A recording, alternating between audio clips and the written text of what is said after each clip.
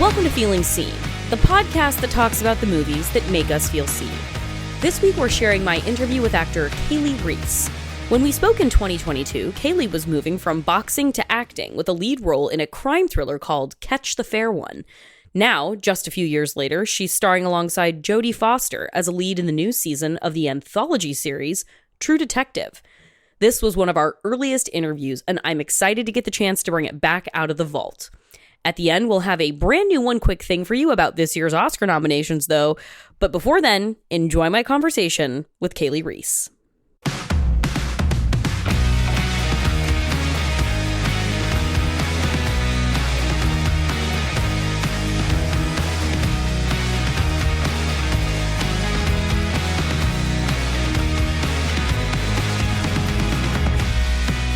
Hello, everybody, and welcome to Feeling Seen. My guest is Kaylee Reis, a WBA, IBO, and WBO super lightweight champion boxer who makes her feature debut in Catch the Fair One. She plays a character also named Kaylee, and she is familiar with a lot of the challenges and assumptions that her fictional counterpart has faced over the course of her life.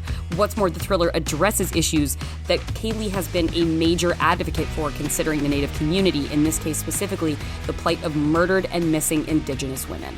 She's been nominated for an Independent Spirit Award for her performance. Catch the Fair One is directed by Joseph Kubota Wladika, and at the time of this recording, Season 2 of Euphoria still had a few episodes left to air, which is why we didn't get into the specifics of that school play.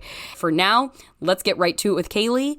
Hello, Kaylee! Thank you so much for being here today. No problem. This is exciting. This one, I'm actually I've done a lot of the same type of interviews, but I was like, right. Oh yeah, this is going to be fun. Okay, good. Before we get to your character choice, I would like to ask, because you have boxed for a very long time. I think I've read that 15 years, I think you said, the length of your career? Yeah, it's about 20 years, over 20 years overall, but 13 and a half as a professional. Okay. Why fighting? Why the physical arts? What brought you to boxing? Well, first of all, I want to thank you guys for having me on, and I just want to introduce myself in my language. Unikisuk, Watasuis Mikononog, Nutamas, Sikonke Wapanaak, Nutamas Nipmuk, Nutamas Cherokee, Nutamas Cape Verde Islands, Natai Province, Rhode Island, South Philly. Hello, greetings. My given name is Many Feathers, Many Talents, and I am from the Sikonke Wampanoag tribe, with lineage to the Nipmuc and Cherokee tribes, as well as from the Cape Verde Islands, originally from Providence, Rhode Island, and now reside in South Philly. So, Wachie, which means greetings to everybody. Thank you. No problem. And to kind of lean into how I even got into fighting, I'll give you a little background on my tribe. I'm from the Sikonke Wampanoag tribe. And Wampanoag is a huge nation. We have about 8 or 9 different bands or clans, and I'm from the Sikonke, or Sukikonket, which means Black Goose tribe, and we had a fierce leader by the name of Osamiquin. He was a sachem. He was a great leader, and he had a war chief by the name of Anawan. And after Osamiquin passed on, his predecessor was his son Wamsutta, who got killed, and then he had another son, King Philip. He had a right-hand man. His name was Anawan, and he was a war chief. That's where my direct lineage is. So he was basically the one who, gathered up all the soldiers and was, one of the top guys. And as you can see, having that warrior blood runs deep in my veins, especially from my tribe, as well as being Cape Verdean. Cape Verde Islands are off the west coast of Africa, which was originally used as a slave port, but has now been its own independent country for well over 40 years now. So I come from a really strong line of just fierce, resilient people. Almost a walk toward destiny then for you. Yeah, absolutely. I mean, it didn't start off like that. I mean, I'm one of 5 kids. I'm the baby, so I had to be really creative to get away with stuff, honestly. Yeah, your parents had seen it all at that point. They'd seen it all. Yeah, I'm like, oh, man, he did that, he got caught. She did that, got caught. So I was, really clever as a kid. I was into music. Everybody does something in music in my family. My father was on tour with Marky Mark and the Funky Bunch. He's a musician. Yeah. Okay. Good vibrations. Good vibrations. Fuck yeah. Oh yeah. Yeah, man. My mother's a talented singer, and everybody does something. So boxing wasn't really something that my family did, but sports was. Basketball. And I first expressed my love of anything physical probably at the age of 5 or 6, want to play football. My mom wasn't having that. Eventually I found a man that I found him with a boxer. He's from another tribe over here, the Narragansett tribe, and used to bug him to try to, like, I just want to learn how to box. And he just kind of blew me off in his very New England accent. Hey, you don't want to be a boxer. Girls, they just want to hang out and all this other stuff. But, you know, when someone tells me I shouldn't do something, usually I do the latter, and I wanted it. The team sports didn't really do it for me. When I was about 11, 12, I went through a lot of different things, and I always liked the solo aspect of fighting in general, and then boxing, because when you play basketball, you have 4 other teammates. You can sub in if you get tired, but boxing, if you don't do something, that's your ass. You know what I mean? You have to be very, very self-accountable. The buck stops at you. That's it in the ring. It, man. No, you can't be like, can you take these 2 rounds for me? Nah, you have to do that. And at a very early age, between being, you know, more than one race, being Cape Verdean or Black and Indigenous or Native American, not growing up in your typical surrounding Native tribes on a reservation, kind of, you know, in between a couple of worlds, getting taught my heritage from my mother, who was a medicine woman of a tribe, but also she's a Christian, to kind of really have those things that was really bumping. So I just couldn't find my footing. Right. And my father left really early on, and I just didn't fit anywhere. And honestly, with everything going on as a 13, 14-year-old at that time, I went in the gym in this chaotic, funky, ball-smelling place, and everything in my head just went quiet. And I was able to just focus on what I was doing. And then from there, I hit the ground running. From there, you became a goddamn champion. Oh, yeah. 6 times, man. 6 times. Well, I like this as a lead-in to talking about the character that you have brought for us to discuss today. Who have you brought for us to discuss today? What character has resonated with you very strongly? Rue from Euphoria. I love her. Yes. Tell us, Kaylee, who is Rue in Euphoria? What are we dealing with here? Rue is an amazing phenomena. She's a very deep character in the show Euphoria. She's a teenager who goes through some trauma, whose father is white, mom's Black, and she has a younger sister, and she's an addict in high school. And in the most alarming high school currently on television, it has a name. I call it Euphoria High, and all the teens have very serious issues they're dealing with a lot. And it is Zendaya it is an incredibly capable cast and ensemble, but goddamn, Emmy winner Zendaya for the role is really putting this show on her back and charging up a hill every single episode. Every single episode, and her supporting actors and actresses in there are phenomenal. I mean, this high school needs to be closed, as far as I'm concerned. It needs to be closed. Just close it. Start over. Yep. Start over, you guys. Knock it down, man. Now, as a beloved character that a lot of people are rooting for, I feel a certain responsibility to make good decisions. But I relapsed. What I really like is the through line here with such an utterly embodied pursuit as boxing. And then with your role in Catch the Fair One, for which you've been nominated for an Independent Spirit Award. And then you have this performance by Zendaya, which is, she's a woman of few words, Rue. So much of that performance takes place in Zendaya's body and how she moves through space, and you learn so much about how she feels about herself and other people from her physicality. So what about Rue really caught for you when you saw this performance?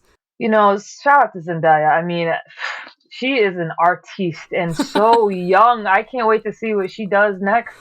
Fellow Virgo. I love it. Virgos, man, we do it different. There's so much I love about that character, and she really embodies her, because Rue is a character I think that everybody, male or female, can identify with, because there's a little bit of Rue in everybody, I think. You know what I mean? And like you said, she doesn't say much, but there's so much going on. She may say 2 words, but those words are, and how she really feels is lying right underneath her sarcasm, which I love as well. And she just feels so deeply. The beautiful thing about getting high is time ceases to exist.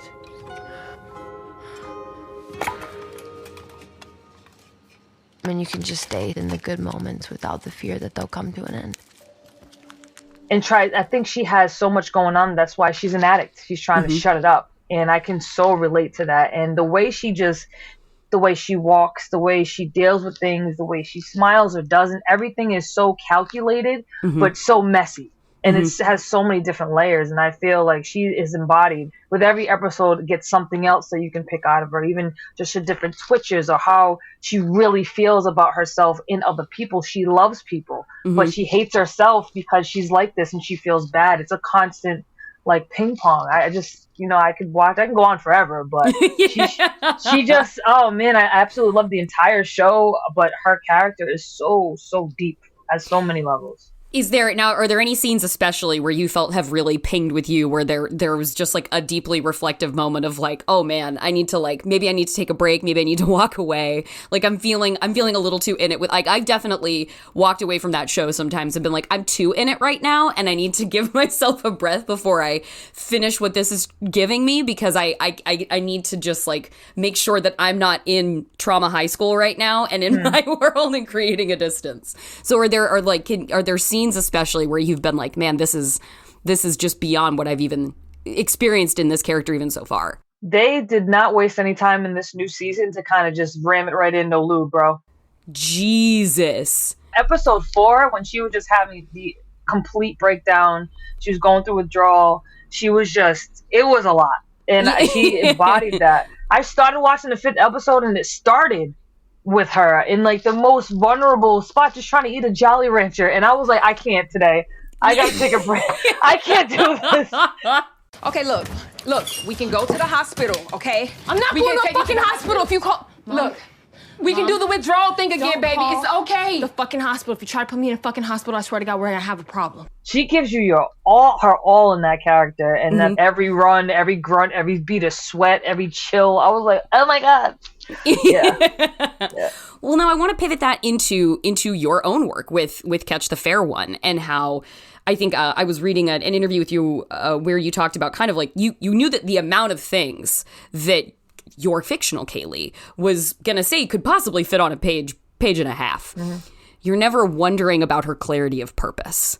And I wanted to talk to you about playing a kind of a character that feels almost so animalistic in their drive towards something, which is, I think, something that I feel when I watch Zendaya as Rue as well, like stripped of her ability to sort of want to participate in the human experience. She just like, and yet feeling like such a yearning to be a part of it. There's something very raw and animalistic to me about the performance that Zendaya is giving. And I wanted to hear from you about like sort of physically embodying that space. It's definitely, acting is not just in talking. It's honestly, probably that's the last thing. It's in your body. You have energy. You need to use it. You need to express it. And it was heavy. I mean, this character was very heavy, very close to me. And what saved me from going down that deep hole, because this was a very, very heavy context of a story to tell, was being able to plug all the way in and then plug all the way out, because it's just so close. And the physicality of this character, she, our idea was to take this strong, powerful warrior and strip her of everything. And what is she left with but one goal, is to find her sister and get back in the ring? And how would that feel? You have all that pressure. Your mom doesn't accept you. You think it's your fault. She thinks it's your fault. Your native community doesn't fully accept you because you're not the fair one. There's just so much that all I can do is just picture her carrying on her and being so uncomfortable. Hence the reason why she had, turned to drugs when her sister got lost in the first place. And then she's trying to do something even better by, maybe my mom will accept me if I find my sister, so let me get off the drugs. But she can't stop moving. There's always something with that character. She has to move. She just wants to get out of her own body. And it was just really to picture all that, and just, how would you feel? You would feel like this. And, I just started folded in, like like folded inward and kind of like eyes down to the ground, it seems like. Exactly.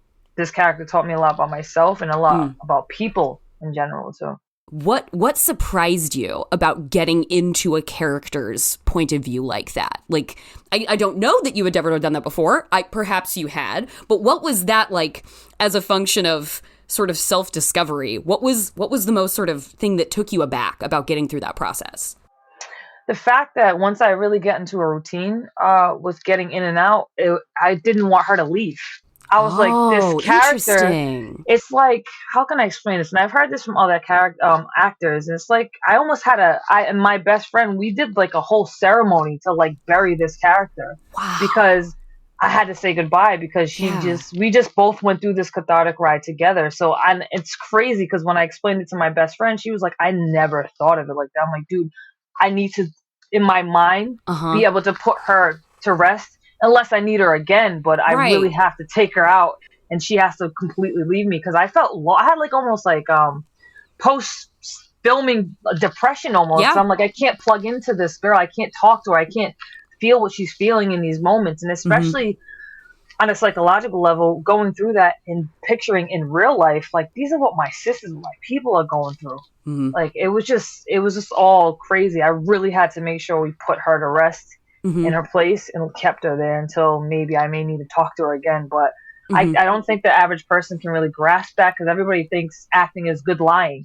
I'm not lying because the fact is my job is to convince you that I'm really feeling this. And understanding that the camera sees everything gave me the ability to really understand what I had to convey, this loss, this depression, this rage, by just a slight turn of your eyes or anything. It was just really important because throughout the whole film, we suggest we don't show much. And that was 85 minutes of a rush, you know? So it is in your body. Yeah. Honestly. Yeah. Well, and it feels like when you have these really, because like your character, like I'm with her the entire way. I'm with Kaylee, but she's also doing very compromising things morally in ways that you can tell she's not totally sure about at times. She's like, all right, I'm on this path and I'm walking straight forward, but like, I don't feel great about what I'm doing, but it's a means to an end. And obviously what Zendaya's doing with Rue in Euphoria, like this is a character who is challenging you at every turn to abandon her. And yet in that process, it feels like to embody these characters so fully and completely the way that you both do, I would say, is you have to honor them. And I that's such a beautiful thing to hear about, like the process of letting that Kaylee go for you. It feels like it's part of that act of honoring their richness and their fullness in a really tangible way. That sounds extremely emotional, honestly. Oh no, it was. I mean, I got home and I was like, okay. Like, when am I gonna talk to Kaylee again? Because I used to write down notes to myself from her before I went to sleep when I was on set, and this was just something little that again the Sheila Grace, who I worked with for like a week. I didn't have any prior training, but Joseph threw me in like a boot camp.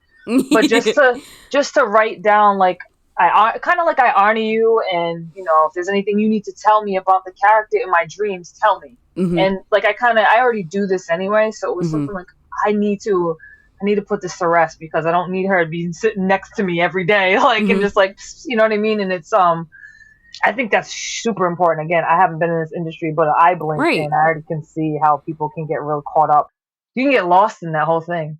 This movie is obviously, like, this is a very personal movie to you, and it is a very personal representation of the community that you are a part of. And I would like to ask you about sort of the culturally specific way that you sent that person off, and sort of the way inextricably that your upbringing, your spirituality, your relationship with the spiritual involves specifically. And because it's not just a matter of, we're going to make a vengeance story where, like, it could have been a script with a white woman, but we switched it and we found this person to star in it. No, this is an intricately specific and detailed reflection of, tribute to causes that you fight for, a community that you represent. And I wanted to hear about sort of the cultural relationship, like the cultural specificities of, that you bring to relating to this character and even saying goodbye to this character that are unique to your experience. So, this story, we took a lot of time to develop things. And again, Joseph is such an amazing human for even wanting to tell the story, number one, but two, recognizing it wasn't his story to tell. For sure. And he wants to get the perspective of somebody in that community to tell the story. So, it's crazy because in Native country, there's so many things that are taboo to talk about, or that we as Native people just don't talk about. I.e. being residential schools survivors. A lot of survivors don't want to talk about it, and they're so ashamed that there's just things that we just do not mention amongst the Native community. there's some Native communities that accept and honor Two-Spirit people. There's some that don't. So there's all kinds of different ways. And culturally, we definitely wanted to keep it non-tribal specific due to this doesn't just happen to the Wampanoag Nation or the Seneca Nation. It happens all to every indigenous people all around the world, any indigenous person to that land. So we wanted to keep it very grim looking, but not tribal or area specific. Because yes, you are a passionate advocate for the missing and murdered Indigenous women and girls movement. Yes. Which is not specific to a tribe or a person. No. It is... Yeah, so that's why touching on this subject of missing murdered Indigenous women to just bring awareness, because again, this story is not in any way, shape, or form an answer. It's just our creative interpretation of a very bad issue. So we didn't want to keep it tribal specific or area specific. However, highlighting Northeast woodland tribes or Northeast tribes was kind of a direction I wanted to go in to kind of break and change the narrative of how everybody thinks Native Americans or Indigenous people should, number one, look like, act like, talk like, what color we should be, how our hair should be. Everybody has this one-dimensional picture in their mind of we're all supposed to look like Tonto and Geronimo and Pocahontas and all this other stuff. You are a monolith created by white fiction. I am. I'm just a double negative over here. So that was really, as far as culturally, bringing highlights to that, and also kind of a little bit of twinge of the anti-blackness inside Native country is something to be reckoned with, because the most racism I've ever faced was not from white people, Spanish people. It was from other natives, because I'm mixed with black. Okay. And that's a topic, again, that's very taboo that a lot of people don't want to talk about, but you got to talk about it, because you have people who are mixed with white, they get praised. You got people like me, myself, who's mixed with black or Cape Verde Islands. It's shunned upon. So there was a bunch of layers that we had to kind of bring out in that. And as far as sending her off, when we send prayers up to the Creator, and there's different ceremonies, full moon ceremonies, new moon. There's sending off a loved one. Or an elder. So it was kind of similar. I never got taught this. This is almost like it's what I know already, to let somebody go in that fashion. So it was more or less just saying what I appreciated, what I learned, and letting her rest and just sending her off. Have like a ceremony of fire. We use a lot of fires when people pass. We usually light a fire and keep it going until we send them off. So I just had a fire and kind of did my own ceremony, and I'm glad I did, because you could kind of toy with going back and forth. While I was watching the film, I started thinking about an interview that I had done with filmmaker Jeff Barnaby when his movie Blood Quantum came out. A theme that he came back to a lot in that conversation was the idea of the post-colonial native, and dealing with the rage and anger and the righteous resentment that imbued a really challenging and antagonistic character in his story. And he said this thing that I went back and I read that interview today, and it clicked with a thing I was experiencing when I was watching Catch the Fair One. And he said, for the past 200, 300, 400 years, the main focus of the destructive might of the colonies was to destroy Native families. And as I was watching this, as I'm watching your film, I'm seeing all of these girls be taken. And I'm seeing your character spiral into addiction, estranged from her mother, and these abductions, these people being taken and them being trafficked by these, not exclusively, but often white men, and shipped to who knows where. And, in that horribly agonizing line coming from, I think it was Kevin Dunn, I think is the actor, who said, like, you think I remember their names?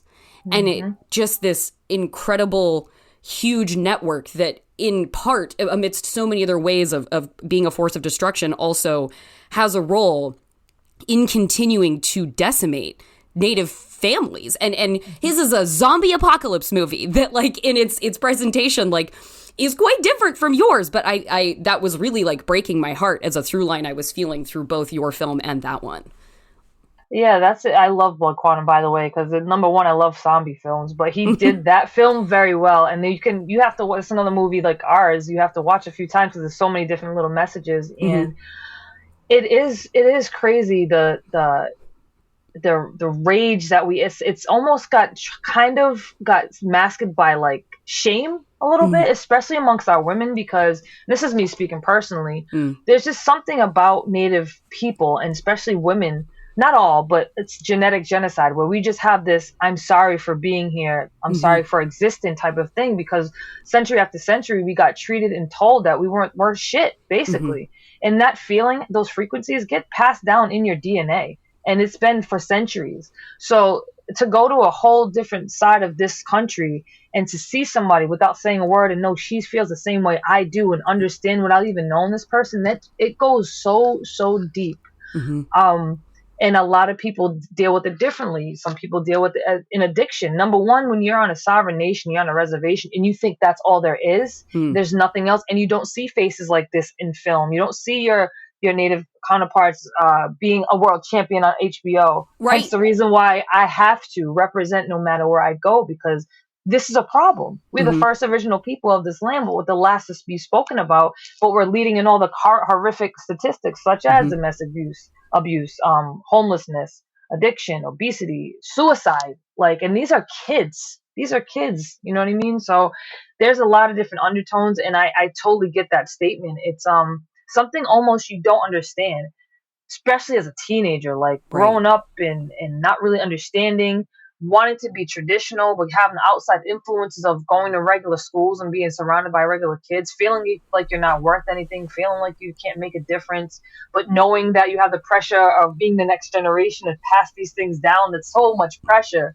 especially when we're losing elders so fast. And I'm like, I'm still relearning stuff. How am I going to pass it down? So it's just it's we're peeling back the layers now, but telling stories, just like Blood Quantum, just like Catch the Fair One, and any other person who's trying to just get it out. Storytelling is our healing. Storytelling is how we pass down information, creation stories, how we pass down information in general. So this modern day of storytelling via movies is, I feel, it's going to help and create a safe space, especially for our elders who are residential school survivors or have gone through a time where, 80, 85 years old, they've seen a lot, and it's still bad.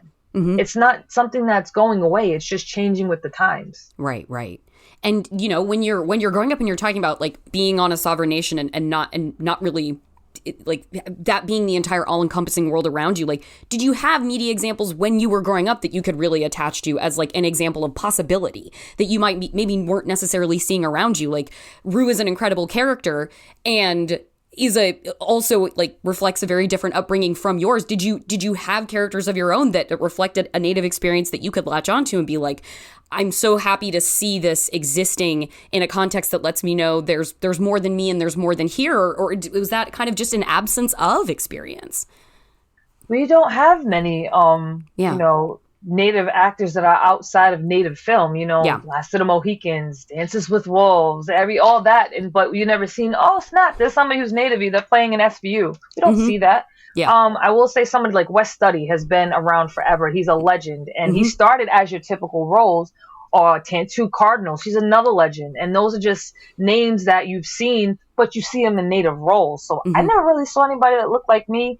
I was happy when I saw Smoke Signals, because it was like I looked just like I had my big glasses with braid ties and Little Geek. I used to get made fun of. I will show you a picture, but it was the only movie that was out that was kind of had people, Adam Beach in it, which is he's a phenomenal person, by the way. But it was just like our movie. Oh, then what happened? Arnold got arrested, but he got lucky. At first they charged him with attempted murder, but then they plea bargained that down to assault with a deadly weapon. And then they plea bargained that down to being an Indian in the 20th century. Then he got 2 years in Walla Walla. But still in people like, what Smoke Signals? I'm like, you haven't seen? Okay. But I felt that was one Jeff Barnaby brought up too, saying that he's like, that came out 20 years ago, and the promise that movie offered wasn't ever fulfilled. No, it wasn't. I mean, now I feel like Reservation Dogs is like our Smoke Signals of today. And especially I love it because they did what Smoke Signals does. They just show you life in the res. Native people, we're funny. You know what I mean? We love to have a good time. So I was so happy when Reservation Dogs came out, and they touched on a lot of things again, like Catch the Fair one, but they had comedy and it was entertainment. But that's, res kids and res people, like being resi and noticing that we're not natives living in teepees and wigwams anymore. We're living in regular houses with real problems, with teenage problems. The same thing happens. But I feel with Rue, though, going back to her, just she could have a whole different background, but just her catapult into life and being forced to almost grow up so fast at such a young age after her father died and dealing with all that trauma and having a little sister look after and trying to live up to expectations of moms. I mean, I think that right there makes me feel seen personally as a teenager. And then when I deal with younger teenage kids, especially girls going through the same thing, I feel hope for them that the outside, maybe that doesn't feel that way, can get a look inside the psyche of where that comes from, instead of saying, oh, she's just a junkie. No, she has a problem. She needs help, not make fun of the junkie. No, like that's a cry for help. And I think somebody like Rue is kind of hopefully breaking barriers for older people to see the struggle of young people. Yeah, teenagers are a pain in the ass to deal with, hence the reason why I deal with them. I was one. We all were one now. Yeah, we were there. Yeah, we all were one. So I love the fact that she's so transparent and vulnerable into every step and why she thinks how she thinks and her own self and how everybody sees her, but they're probably wrong. It's very, very deep. I'll be right back with more from Kaylee Reis. Then we've got a brand new One Quick Thing for you, where I'll be talking about the highs and lows of the 2024 Oscar nominations, out just this week.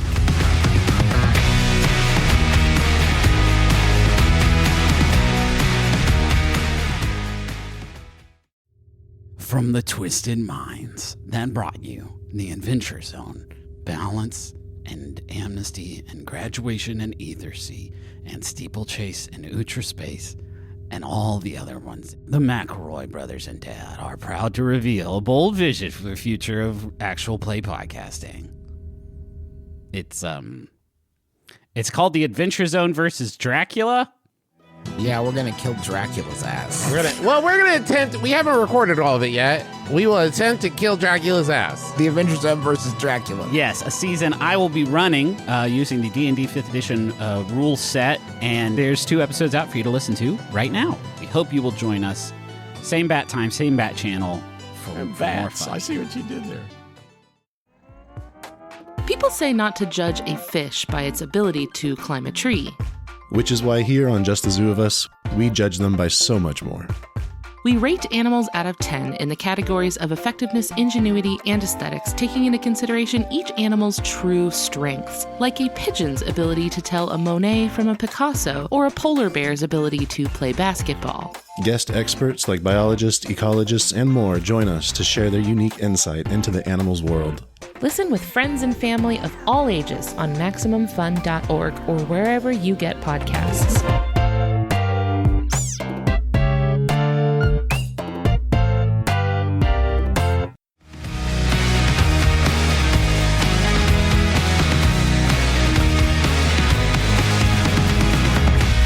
Welcome back to Feeling Seen. I'm your host, Jordan Crucchiola, and today's co-host is the multi-hyphenate force of nature, Kaylee Reis.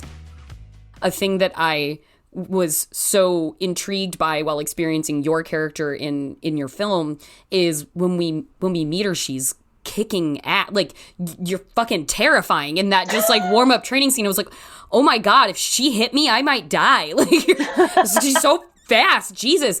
And so this is how we meet you.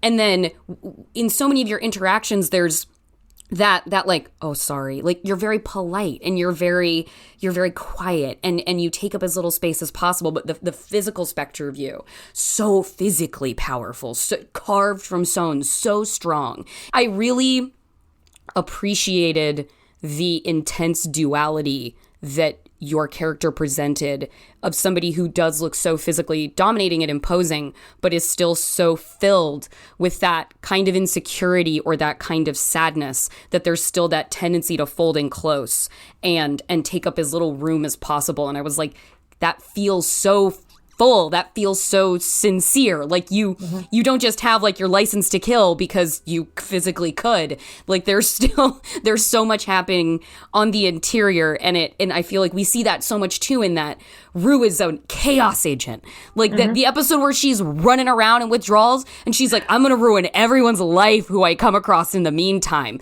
Yep. And yet at the same time, apologizing at every turn and feeling so afraid to be rejected and turned away. It's a wild, it's a whiplash of an experience going through both your character and hers in that specific way. Yeah, absolutely. I mean, that's the contrast. I think, usually your first instinct is always the right one. And first I said, when I was doing this and prepping for this interview, I was looking, I was like, that's actually kind of like a younger version of Kaylee, except she don't box. Like, it's so crazy. It is. Like, you find patterns when somebody tells you something. Somebody mentions a car to you and suddenly it's the only car you see on the road kind of thing. Does everybody drive a Subaru Outback? How did that happen? But, so obviously I'm watching your movie, informed by this that you're bringing to the table, but I wasn't having to make many logic leaps to find, spiritual sequel kind of feelings between these two characters. Yeah, it's amazing how Joseph actually wanted to bring the boxing in it, and we both spoke about why, and we could have had just a regular kind of well-known person in the community, but the idea of taking this like you said, chiseled from stone, ultimate, deadly, terrifying world champion warrior is no match, and that one person, even that one person so powerful in this, trying to tackle this problem, she's not even going to be able to take it down, but she's willing to, do so in her own fashion. And we definitely want to make that contrast, and didn't want to be like Liam Neeson looking for another one of his family members, because now he lost his grandkids apparently.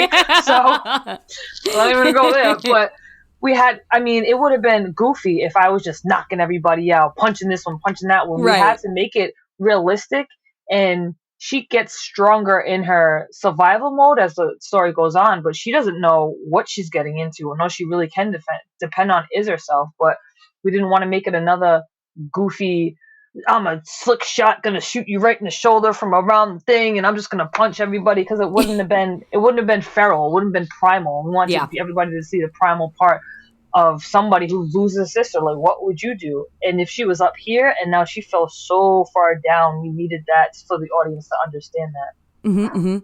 And I've read in interviews where you've talked about we could have gone darker with this movie, and in certain ways, I wish we would have gone darker with this movie. And then I wanted to hear from you about that, and I kind of wanted to put it in conversation with where I kind of thinking where I want to go with that is I talk a lot about queer cinema and that balance between these stories that we've seen so many times of queer pain and coming out stories that often don't go well, versus what I feel like we have more options now is to explore queer joy, and how that feels almost like a revolutionary thing to still see as queer people experiencing joy. And I wanted to hear from you about that balance of expressing something as intensely dark and committed to the reality as this movie is and the issues that it's addressing, while also being a part of a community defined by its color and the joy you experience and the beauties of your tradition and your ancestry. I wanted to hear about sort of those two sides of you, and knowing that you're going to continue on in filmmaking, it sounds like how those kind of that mixture of things will factor in. Yeah, it was crazy too, because Joseph was, like I said, he was really adamant about telling the story the right way. And with an issue like this that is very dark, very triggering, and just the context of it doesn't just happen to Indigenous women. It happens to the minorities most of the time. I mean, no offense, but one white girl goes missing in America, we see it all over the place. Yeah, and, absolutely true. Yep. And then we don't see anything about the Indigenous people getting taken off their land, or our lands, our peoples, our families. So, it was going to have to be unpredictable yet inevitable. Whereas too, because of a subject like this that not many people know about, we can't really rip the Band-Aid off too much. Right. Because then people get into the whole, now don't ask, don't tell, no, out of sight, out of mind, and tries to do what America's been trying to do, the history that it's built on in the first place. So, we didn't want to exploit it or glamorize the sex acts that goes along with this, nor do we need to waste 2 minutes of film having somebody being raped on camera. You've seen that movie before. Yes. So it was a more of suggest, don't tell kind of we all have imaginations. Also, we want you to stay with her in her world, no matter what's going on in the back. Stay with her the entire movie to feel what she feels. So, my mother actually was the one who came and said, that ain't dark enough. And the reason she's again, beautiful woman, spiritual, and she doesn't even like watching scary movies, but she said that because this is kind of the tip of the iceberg of the stories I've personally heard and the things that really go on there. So we were walking that fine line of entertainment, making sure almost everybody could sit down through this movie and not want to walk away, but keep it real. And that's a very, very fine line. Because this subject just isn't in mainstream media and people don't even that really happens. Yeah, it does. Yeah. Jesus. And thinking back to my conversation with Jeff as well, he talked about like the first iteration of Blood Quantum was a lot angrier. And I wanted to hear about scaling to where you did to know that you were like, okay, I think we are on the knife's edge of where we need to be. My instinct is telling me to push harder in a darker direction, but like, where was finding that like thing that you felt comfortable with, like you were honoring the severity of the material while also being like, all right, let's also know, like, consider in mind the audience for this as well. Yeah, our moral compass was like, especially knowing that you're right to be angry, that you're right to be fucking angry. We didn't want to beat the audience over the head like a documentary with like activism at all. We wanted awareness and activism is a little bit different in my perspective. So it wasn't a documentary, but it was bringing awareness. Like, I mean, let's face it, I box, but I box for a cause. But at the end of the day, I'm trying to kill the person. That's a very violent sport. I mean, it's a beautiful art, but it's just a platform for me. It's a catalyst into whatever else I can do, other endeavors. It was like I said, our compass was caught in the Bermuda Triangle a few times because Joseph, a great artist, but he's very dark as well. And he, we clicked on the whole biracial thing, the whole baby thing, the whole dad issues things, but we just bounced ideas off each other. And like I said, it had to be unpredictable. So we had to have the suspense of unpredictability. And reality-wise, I mean, we could have gave her a gun or a knife or some kind of nunchucks that she just mastered on YouTube or something, but we had to keep it. We had to keep it primal and real and kind of, all right, what's her surroundings? What can she use? Hence the razor. She's in the shelter. Right. She's not gonna have a knife. She's poor. Okay, she can hide. That's like jail. They can hide razors in jail. So okay, she's here. What would she use at this home? How would she do this? What if she found this kind of a thing? And really kept it realistic, but keeping it dark enough to kind of so you get just a little taste of what they even think about doing. Well, in talking about what you were saying, like with a character like Rue, hoping that it creates the opportunity for an expanded perspective on what, Black and brown girls like a young Rue go through to older people anybody who might watch this and be like, wow, this is an experience that's foreign to me, but now I feel more empathetic to understanding that there are many people not like me and who are like her, and they deal with these kinds of issues through their whole lives. And I wanted to ask you about what you playing this role and addressing like the colorism in your community and addressing the sex trafficking aspect, like to be the one who puts this on screen in a way that we certainly don't typically see. I wanted to ask you about sort of what that makes you feel like in terms of the possible for what you could see or what you could do yourself, knowing that you did this, you fucking did it.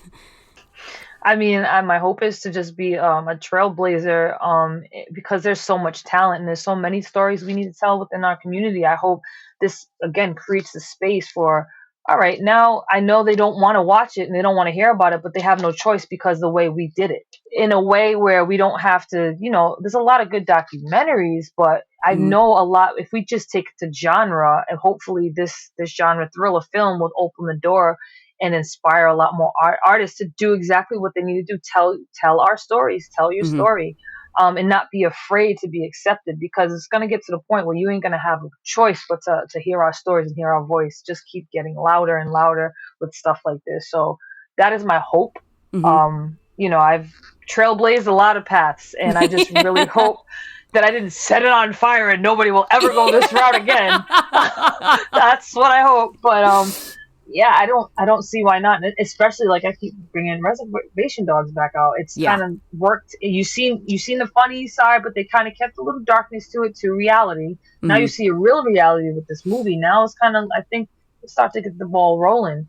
And one thing else I did like about Rue too is that she didn't live in Compton in the projects. Yeah. She had a decent home. Her father just got sick and died. And this was like your typical middle class American story. It just happens to be she's a biracial teenage girl that already goes through so much. But then her father dies. Like, and even to the point where this is really deep, where her father was almost like a safe haven for the entire family because he's a white man. Yeah. And who has the most power in America? White men. So that got taken away from their family in a way. I don't even know if anybody really made that connection, but like, this is spiraled. I love the fact that they kept it. Like, no, she's a good mom, raised in the church, a good little sister, and still, it doesn't matter. You know what I mean? Yeah, and to circle back to like the joy aspect of it, I wanted to hear from you about, like, as a, now a creator in this industry, how do you hold space for the joy too when there is so much darkness that you're like, we could go darker, this could be a lot fucking worse than you saw, but how do you hold space for that joy too, and the celebrations of the broad, the beautiful mosaic that comprises a background like yours? I mean, our heritage is so rich, and just being around my people, just being on the land in nature, that's joy right there. The fact that we can speak our languages out loud now, the fact that we can practice our ceremonies out loud, and we have powwows or powwows which are open to the public. That's how we celebrate who we are joyously. I mean, we're funny as fuck too. I gotta say, there's many Native comedians you gotta listen to. And through music, we have a whole award show devoted to just Native hip hop artists. You know what I mean? There's so much joy, and I love how we can incorporate our ancient ways with the new age stuff, like a Tribe Called Red. They're dope. You know what I mean? So just always staying rich in our culture. That's the joy. A lot of people want to be Indians for Halloween, or they want us as their mascot. You know what I mean? Right. Yes. But there's so much more behind that. There's so much more behind Sacagawea or Pocahontas, or Tonto, Sitting Bull. There's so much history, and you guys live on the history. You know what I mean? So we just celebrate who we are, and it's so amazing. All I have to do is be in the same room with all my people, or come home like I am now to see my mom, and I'm like, that's how we celebrate. We know who we are. Knowing where I come from, direct lineage, is how we celebrate our joy. I love telling people my history because I know it, and if I don't look Indian, I could tell you I am. Not that I need to prove anything to anyone, but that's where I find our joy, is just keep on practicing, keep speaking our language, keep yelling, cheating, war crying everywhere we go. I would like for that to be the sort of parting thought of where we conclude the conversation. But I will ask you, is there, as we send off, what would anything you would like, obviously the film, but I know you are a passionate activist about many things. Is there anything you would like to conclude with that you would like to be the sort of closing agenda item? I get asked a lot, how can people help? How, with this issue, or also with the residential school kids being uncovered as of late in Canada and America. And then you have these pipelines. Things come in threes. A lot of things come in threes. And this is all connected. Missing and murdered Indigenous women.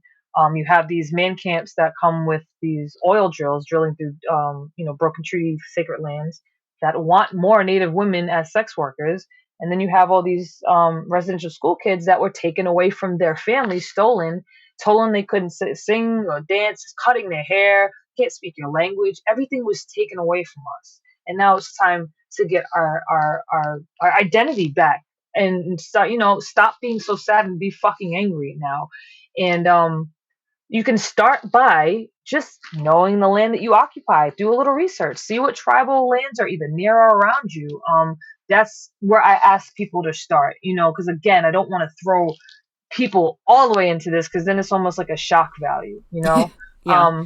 There's all kinds of grassroots organizations based around missing and murdered Indigenous women necessary to be started because of lack of resources. So just find out around your area what tribe, what lands, and then see if you can be of some help. Donations. I know there's all kinds of missing and murdered Indigenous women organizations. Just do a little research and have the conversations, and realize that now that things are coming up, we need accountability. Just Yeah. take accountability so we can move on. Don't say this didn't happen. And just start having those conversations with your friends, you know, instead of scrolling through Instagram looking for the newest big booty jeans or whatever, you know. Type in MMIW, see what you come up with. That's it. Well, Kaylee, thank you so much for your time with this and for being so candid in conversation about things that, you know, yes, the beautiful process of creating art and then the difficult process of mining your generational trauma for, like, you know, the sake of creating authentic art, but also for educating people who you are doing the work for, so that hopefully they go then choose to take that information and do the right thing with it. So thank you so much for taking your time with us today. No problem. Tabutni, which means thank you guys. This was an amazing conversation, and we need to have more conversations like this. So I thank you. You were amazing. I love having conversations and not saying the same answer all the time. I so appreciate hearing that. Kaylee, thank you so much for joining us. This has been truly wonderful.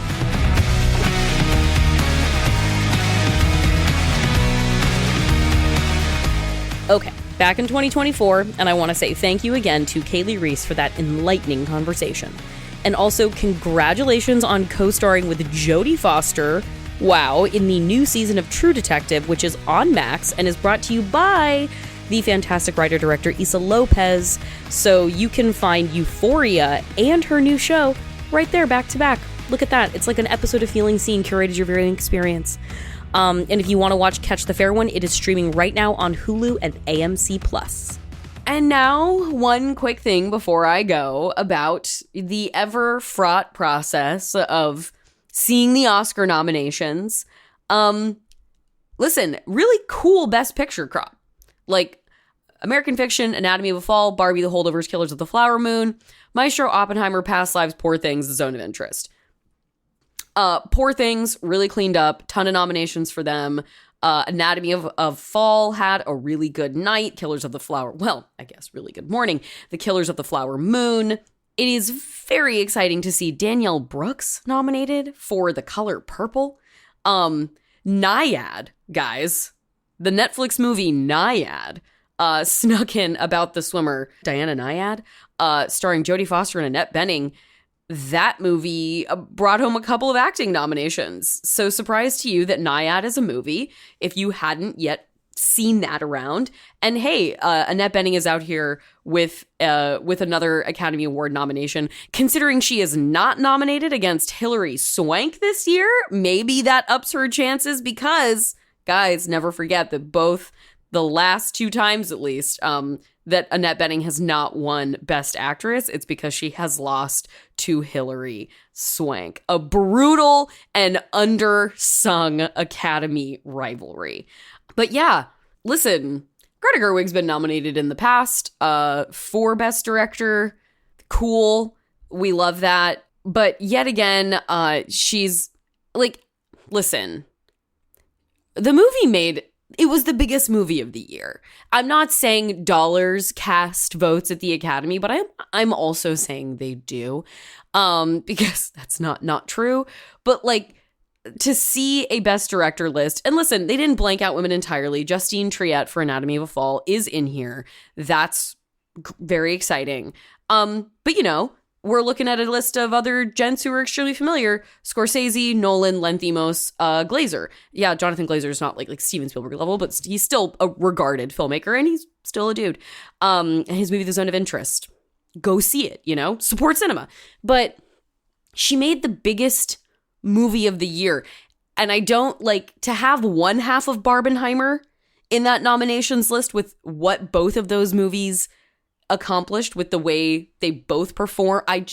It has like almost 10 other nominations. Like the composite picture of Barbie as an Academy Awards player is a very present one. Like, this is a movie that is nominated for Academy Awards. Margot Robbie is not nominated for Best Actress. I'm not going to get super upset about that one. I do think actually Margot Robbie is one of our most dynamic working actresses. It doesn't need to be this movie. I like a really strong performance, but like, you're winnowing down to the 5 of the year.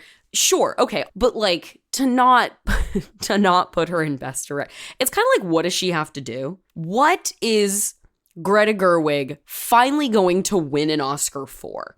Like, what is the thing that Greta Gerwig is finally going to get her Best Direction Oscar for? Like, what does the woman have to do out here?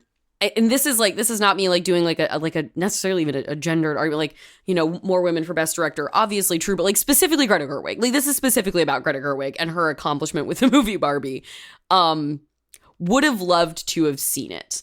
Again, super glad about that Best Picture list. I would honestly, I'd be happy to see any of those movies win.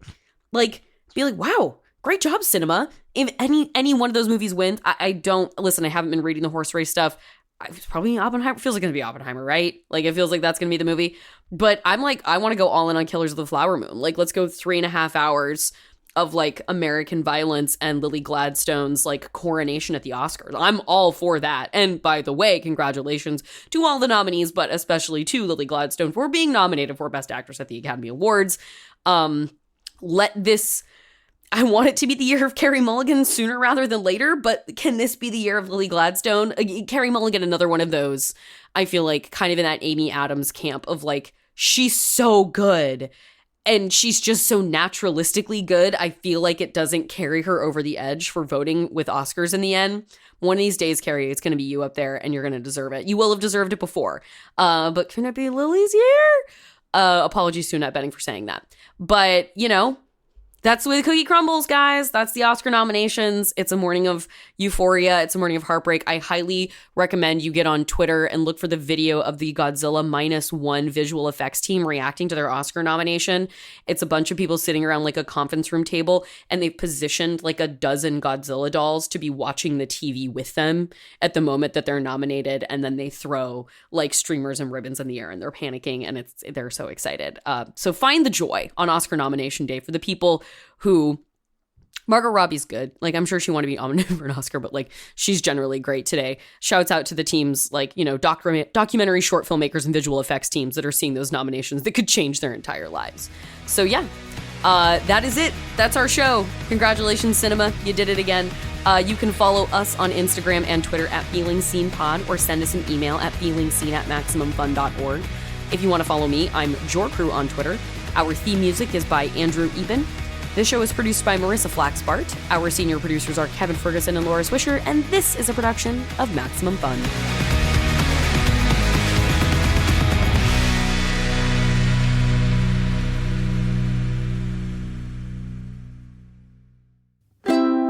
Maximum Fun, a worker-owned network of artist-owned shows, supported directly by you.